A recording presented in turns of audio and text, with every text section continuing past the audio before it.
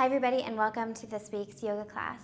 This is not so much a class as it is a teaching a transition that I really love to do and that I think you will love to do as well. In order to do this transition, you're going to need to be able to have a pretty solid tripod headstand and crow pose. If those aren't in your practice yet, I would say just watch this video, keep it in mind for when they are in your practice, and then come back and revisit this. If they are already in your practice, then awesome, let's get started.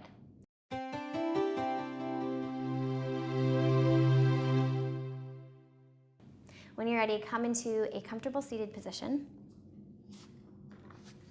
And so what I'm going to do is come into tripod headstand, and then I'm going to bring my knees down onto my arms and shift my focus and my positioning so that I'm in crow pose. I'll just demonstrate it first, and then I will teach it, because I've tried to teach it while I do it, and I don't know, my brain doesn't work that way. Sometimes I can't talk and do it at the same time. So let's see how it goes. I'll just demo it first.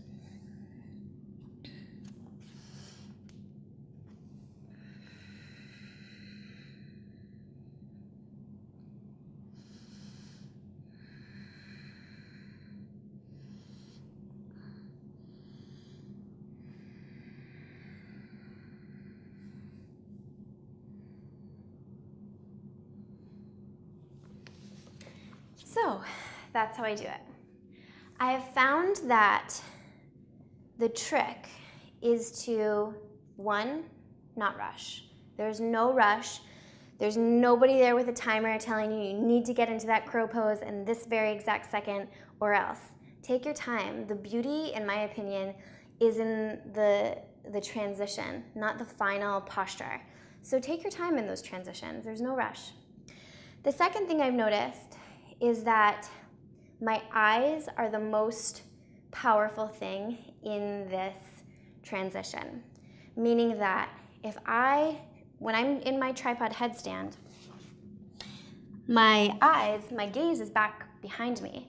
And I have to, you'll notice when I teach crow pose, that I say the number one thing for crow pose is not so much the upper body strength or the core strength, but the gaze of the eyes. My eyes should always be out in front of me. So the transition, the power of the transition, in my opinion, is coming from the gaze. Transitioning the gaze back from back behind you all the way up so you're looking out in front of you for crow pose. So go very, very slow with your gaze. I found that when I rush it, I fall 100% of the time. So go slow. And let's see what else I can tell you as I go through it. So I'm going to try to teach it and do it at the same time. So we'll come into tripod headstand. Now in order to get into a good tripod headstand, I like to visualize a big triangle with the top of the triangle in between my hands but out in front. The biggest mistake I see people do for tripod headstand is they'll bring their head down here, and that's not a stable foundation. We need the head to be kind of far away. Dig in with the fingertips like you're a rock climber, lift the hips and come down. Lift the legs. Now keep your elbows drawn toward one another like they're magnetized, and pull your knees as far up the arm as you can. Now from here I have to start shifting my gaze, so I'm looking past my thumbs up toward my forehead, and I'm slowly going to shift the weight back and shift my gaze forward, slow, slow, slow, slow, slow, and then use my core strength to lift my body up my arms.